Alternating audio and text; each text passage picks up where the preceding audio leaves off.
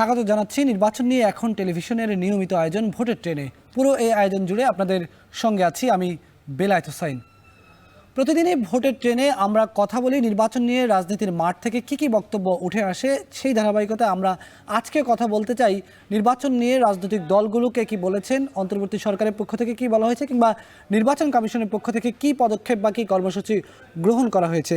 আমরা একটু দেখে নিতে চাই আজকে নির্বাচন নিয়ে কারা কি বলেছেন। বিএনপির মহাসচিব মির্জা ফখরুল ইসলাম আলমগীর তিনি বলেছেন ন্যূনতম সংস্কার কাজ শেষ করে নির্বাচন দিতে হবে, নির্বাচন চায় বিএনপি। অন্যদিকে নির্বাচন ব্যবস্থা সংস্কার কমিশনের প্রধান বদিউল আলম মজুমদার বলেছেন অন্তর্বর্তী সরকারের অধীনেই স্থানীয় সরকার নির্বাচন শেষ করে জাতীয় নির্বাচনের প্রস্তাব জানিয়েছেন স্থানীয় সরকারের প্রতিনিধিরা। এটি তিনি তার বক্তব্যে বলেছেন।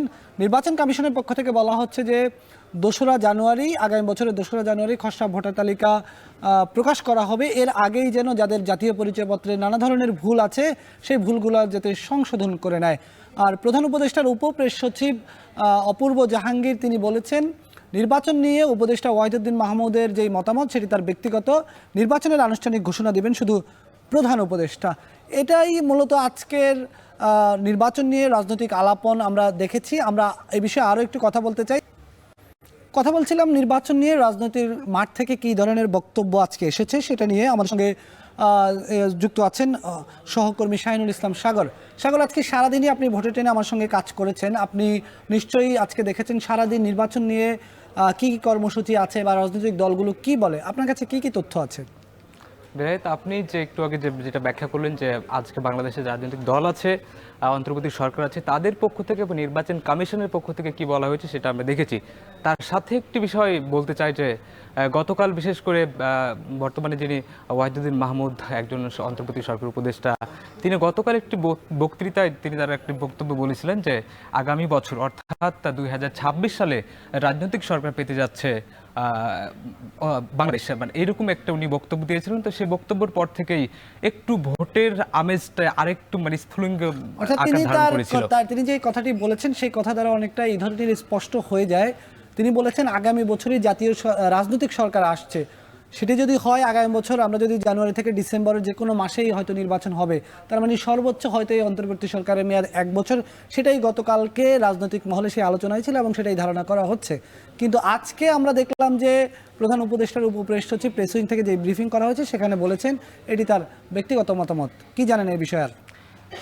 বেলায়েত, আপনি ঠিকই মানে যে কথাটি বলেছেন যে প্রধান উপদেষ্টার উপপ্রেস সচিব অপূর্ব জাহাঙ্গীর তিনি কিন্তু আজকে সন্ধ্যার দিকে তিনি যে ব্রিফিংটি করেছেন সেখানে তার বক্তব্যে তিনি অন্তর্বর্তী সরকারের পক্ষ থেকে তিনি মানে স্পষ্টভাবে বিবৃতি দিয়েছেন এবং সেখানে তিনি তার বক্তব্য রেখেছেন যে ওয়াহিদুদ্দিন মাহমুদ তিনি গতকাল যে বক্তৃতা রেখেছিলেন সেটি তার নিজস্ব বক্তৃতা, অর্থাৎ তার ব্যক্তিগত মতামত। এটি অন্তর্বর্তী সরকারের সঙ্গে এটি কোনোভাবে যায় না। সুতরাং এটা তার স্পষ্ট হয় যে অন্তর্বর্তী সরকারের মেয়াদ যে 1 বছরই আছে সেটা এখন আমরা সুনির্দিষ্টভাবে বলতে পারছি না। হয়তোবা থাকতে পারে, তারও বেশি হতে পারে। উনি বিষয়টা এভাবেই উনি ব্যাখ্যা করেছেন। অর্থাৎ তিনি বলতে চাইছেন যে এটি ওয়াহিদুদ্দিন মাহমুদ যিনি শিক্ষা এবং পরিকল্পনা উপদেষ্টার দায়িত্ব পালন করছেন, তিনি এটা তার ব্যক্তিগত অনুভূতি থেকে বলেছেন। উপদেষ্টা পরিষদে এটা নিয়ে কোনো আলোচনা হয়নি। প্রধান উপদেষ্টার উপপ্রেস সচিব যেটা বলছেন যে নির্বাচনের ঘোষণা শুধু প্রধান উপদেষ্টাই দিতে পারবেন এবং নির্বাচনের ঘোষণা নিয়ে প্রধান উপদেষ্টাই সময়সীমা জানাবেন। আমরা আরও আপনার সঙ্গে এই বিষয়ে কথা বলবো, আপনি আমাদের সঙ্গে যুক্ত থাকেন। আমরা কথা বলছিলাম নির্বাচন নিয়ে এই মুহূর্তে রাজনীতির মাঠে কি চলছে। আমরা কথা বলছিলাম নির্বাচন নিয়ে রাজনীতির মাঠ থেকে কি বক্তব্য এসেছে। কথা বলছিলাম উপদেষ্টা ওয়াহিদুদ্দিন মাহমুদ তিনি গতকালকে বলেছিলেন আগামী বছর রাজনৈতিক সরকার ক্ষমতায় আসতে পারে। আর আজকে তার এই কথার বিপরীতে প্রধান উপদেষ্টার উপপ্রেস সচিব বলেছেন যে এটি তার সম্পূর্ণ ব্যক্তিগত মতামত। এটি নিয়ে আলোচনা করছিলাম সহকর্মী শাহিনুল ইসলাম সাগরের সঙ্গে। সাগর, এর বাইরে আজকে বিএনপি বলেছে নির্বাচন নিয়ে তারা দ্রুত ন্যূনতম সংস্কার শেষ করে তারা নির্বাচন চায়, বিএনপি নির্বাচন চায়। এই কথাগুলো তো বিএনপি অনেকদিন থেকেই বলে আসছিল, বা একই ধরনের কথাই বিএনপি প্রতিদিনই বলে আসছিল। বেলায়েত, আপনি 5 আগস্টের পর থেকে যদি চিন্তা করেন সেক্ষেত্রে দেখা যায় যে বিএনপি বিশেষ করে বাংলাদেশের একটি বড় রাজনৈতিক দল যারা বিগত 15-16 বছর যে আগের যে কর্তৃত্ববাদী যে স্বৈরাচার সরকার যাকে বলা হয় তারা যে ছিলেন, সেখান থেকে তারা কিন্তু তাদের ডাকটাই ছিল ভোট বর্জনের ডাক। এবং তাদের ভোট বর্জনের কারণেই মূলত তারা এখন পর্যন্ত তারা একটা ভালো অবস্থানে বলা যায় যে আছে। তো বড় একটা রাজনৈতিক দল হিসেবে তারা বলতে চাচ্ছে যে সরকার যেহেতু যখন গঠন করে তখন সরকার যে দুইটা এজেন্ডা যেটার কথা বলেছিলেন, একটি হচ্ছে দুঃস্থ সংস্কার, আর একটি হচ্ছে একটি গ্রহণযোগ্য নির্বাচন।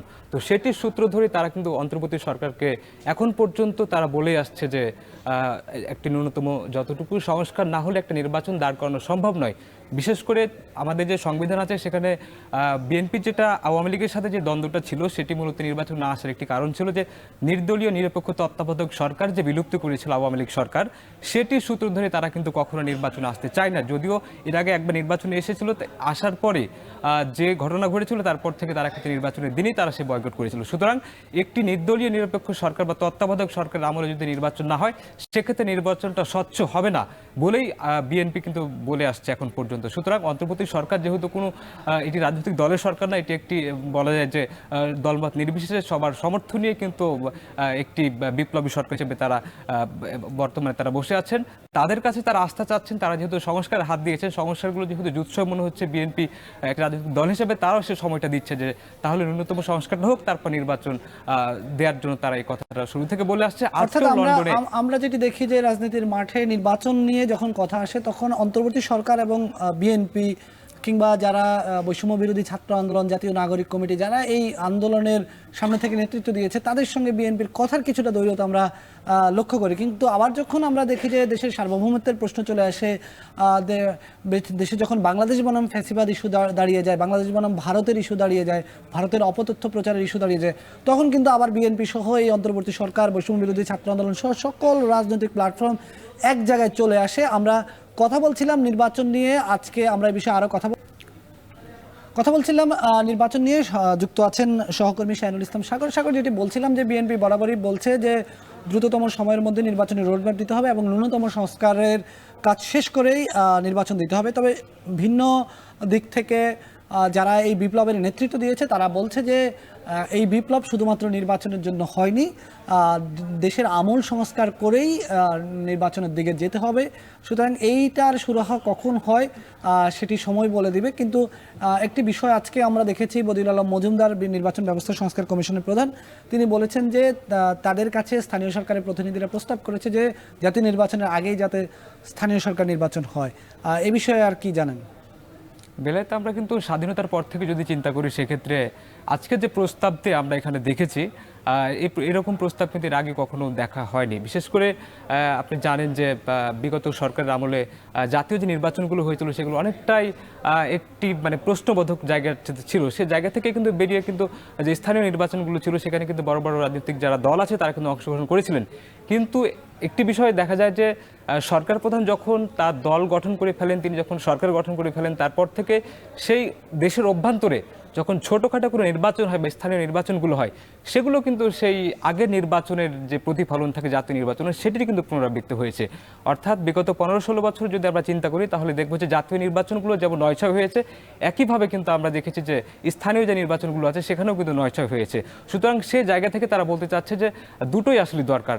একটি হচ্ছে যে যেমন নির্দলীয় নিরপেক্ষ তত্ত্বাবধায়ক সরকারের আমলে একটি জাতীয় নির্বাচন দরকার, একই সঙ্গে স্থানীয় যে প্রশাসনের নির্বাচন আছে সেটিও কিন্তু সেক্ষেত্রে দরকার। তা আজকের স্থানীয় সরকার প্রতিনিধি, বিশেষ করে সাবেক এবং বর্তমান যারা প্রতিনিধি আছেন তাদেরকে নিয়ে জাতীয় সংসদে কিন্তু একটি বৈঠক অনুষ্ঠিত হয়েছে নির্বাচন ব্যবস্থা কমিশনের সঙ্গে। যে কমিশনের প্রধান বদিউল আলম মজুমদার, তিনি কিন্তু তার বক্তব্যে গণমাধ্যমকে বিবৃতি দেওয়ার সময় তিনি কিন্তু বলেছেন যে সেখান থেকে তারা কিন্তু এই ধরনের প্রস্তাব দিয়েছেন। সুতরাং এই যে প্রস্তাবনা দিয়েছে সেটি কিন্তু জাতীয় নির্বাচনে, বিশেষ করে স্থানীয় সরকার প্রশাসনের উন্নয়নে বড় একটা ভূমিকা রাখতে পারে। বলতে যাচ্ছেন যে শুধুমাত্র এই যে প্রেক্ষাপট দেশে দাঁড়িয়েছে তারা শুধু জাতীয় নির্বাচন নয় বরং স্থানীয় সরকার নির্বাচনটাও তারা দলীয় সরকারের অধীনে নয়, অন্তর্বর্তী সরকারের অধীনেই করতে চায়, এটাই তারা চায়।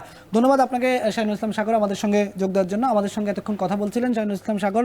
আমরা আলোচনা করছিলাম নির্বাচন প্রসঙ্গ নিয়ে। ভোটের ট্রেনে প্রতিদিনই আমরা কোনো না কোনো সংসদীয় আসনের বিস্তারিত তথ্য সম্পর্কে জানানোর চেষ্টা করি। সেই ধারাবাহিকতা আজকে আমরা জানাবো নীলফামারী 4 আসন সম্পর্কে। এই আসনটি জাতীয় সংসদের 15 নম্বর আসন। এটি নীলফামারীর সৈয়দপুর এবং কিশোরগঞ্জ উপজেলা নিয়ে গঠিত। এই আসনের মোট ভোটার 3,71,973 জন, পুরুষ ভোটার 1,86,391 জন এবং নারী ভোটার 1,85,582 জন। আর নীলফামারী, এটাই ছিল নীলফামারীর আসন নিয়ে বিস্তারিত তথ্য। আমরা কথা বলছিলাম নীলফামারী 4 আসন সম্পর্কে। আমরা একটু নীলফামারীতে যেতে চাই, সেখানকার মানুষ এই মুহূর্তে নির্বাচন নিয়ে কি ভাবছে, নির্বাচন নিয়ে আজকে রাজনীতির মাঠে যা যা বক্তব্য এসেছে সেটা নিয়ে তাদের মূল্যায়ন কি, এই বিষয়ে জানাতে, এই বিষয়ে কথা বলতে আমাদের সঙ্গে যুক্ত হয়েছেন এখন টেলিভিশনের সৈয়দপুর কার্যালয় থেকে আমাদের সহকর্মী আমিরুল বাপ্পি। বাপ্পি, আপনার কাছে জানতে চাই যে প্রতিদিনই রাজনীতির মাঠে নির্বাচন নিয়ে নতুন নতুন কিছু কথা উঠে আসে, সেখানে আমরা জানার চেষ্টা করি যে তৃণমূলের মানুষ সেই বিষয়গুলোকে কিভাবে দেখছে। বিশেষ করে গতকালকে আপনি জানেন যে শিক্ষা উপদেষ্টা বলেছেন আগামী বছর জাতীয় সরকার, রাজনৈতিক সরকারের কাছে ক্ষমতা যাবে, কিন্তু এই কথার বিপরীতে আজকে প্রধান উপদেষ্টার দপ্তর থেকে বলা হয়েছে এটি তার ব্যক্তিগত মতামত। অন্যদিকে প্রথমবারের মতো স্থানীয় সরকারের নির্বাচন এই অন্তর্বর্তী সরকারের অধীনেই চাচ্ছে স্থানীয় সরকার প্রতিনিধিরা, এটি বলেছেন নির্বাচন সংস্কার ব্যবস্থা কমিশনের প্রধান। সব মিলিয়ে কি আলোচনা রয়েছে সৈয়দপুর এবং কিশোরগঞ্জের মানুষের চায়ের আড্ডায়, গ্রামে গঞ্জের গল্পের আসরে? বেলায়েত, শুরুতেই জানিয়ে রাখি যে এই যে নীলফামারী 4 যে আসনটি রয়েছে এটি সৈয়দপুর এবং কিশোরগঞ্জের, এবং দুইটি উপজেলার যে চিত্র দুই রকম। সৈয়দপুর যেমন পুরোপুরি ব্যবসা কেন্দ্রিক একটি শহর, অন্যদিকে কিশোরগঞ্জ যে পুরোপুরি কৃষি নির্ভর একটি শহর। তো এই দুই উপজেলার বা যেসব ভোটাররা রয়েছেন তাদের মতামতটা যদি একটু আপনাকে বিশ্লেষণ করে বলতে চাই, সেটা হলো যে যেহেতু সৈয়দপুরের ভোটাররা বেশিরভাগই ব্যবসায়ী, তারা চাচ্ছেন যে এই তাদের ব্যবসার যে পরিবেশটা সেটা যেন একটা সুনিশ্চিত জায়গায় আসে। অর্থাৎ এর আগে করোনা গেছে, তারপরে বিগত সরকারের আমলে বিভিন্ন ধরনের অনিয়ম দুর্নীতি হয়েছে। তো সেই জায়গা থেকে যে তাদের ব্যবসায় একটু পিছিয়ে যাওয়ার যে বিষয়টা, সেটি চাচ্ছেন যে সেখান থেকে তারা যেন একটু স্বস্তিদায়ক অবস্থায় আসেন। অন্যদিকে কিশোরগঞ্জের বেশিরভাগ যেহেতু কৃষক বা এই সম্পর্কিত কৃষি সম্পর্কিত সবাই, তারা চাচ্ছেন যে কৃষির যে বিশেষ করে তাদের কৃষি উৎপাদনের যে সব কাঁচামাল রয়েছে সেসবের দাম অনেক বেশি, যেমন সার বীজ অনেক বেশি দামে কিনতে হচ্ছে। এই যে একটা নৈরাজ্য, তারা যেন আবার আগের মতো অল্প দামে এইসব জিনিস পায়। সুতরাং তারা যে ভোটের চাইতেও এখন তাদের বেশি মাথা ব্যথা, এই যেহেতু অন্তর্বর্তী সরকার একটি নির্দলীয় সরকার এবং তাদের যথেষ্ট সুযোগ রয়েছে সংস্কারের জন্য, তারা চাইছে যে এই সংস্কার থাকতে, এই সরকার থাকতেই যেন এই সংস্কারগুলো বিশেষ করে যে ব্যবসা বান্ধব একটা পরিস্থিতি তৈরি করা বা কৃষির যে মূল্যগুলো আছে সেগুলো একটু কমিয়ে কৃষকদের হাতের নাগালে নিয়ে আসা, যাতে করে সাধারণ মানুষও এতে করে উপকৃত হয়। এই জিনিসগুলো তাদের মধ্যে অনেক বেশি আমরা লক্ষ্য করছি। আর একেবারেই যে ভোটের আলোচনা, সেগুলো এখানকার যে রাজনৈতিক দলগুলো আছে তারা তাদের মতো করে দল গোছাচ্ছেন এবং প্রতিটি এলাকায় যে তাদের জনসংযোগ যেগুলো রেগুলার করার কথা সেগুলোই তারা করছেন, এবং তাদের নিজেদের পক্ষে এখন থেকেই ভোটারদেরকে তৈরি করছেন যারা যেন সঠিক যখনই নির্বাচন হোক না কেন তাদের পক্ষে ভোটগুলো আসে। তো সব মিলাই এই আসনটি একটু ক্রিটিক্যাল।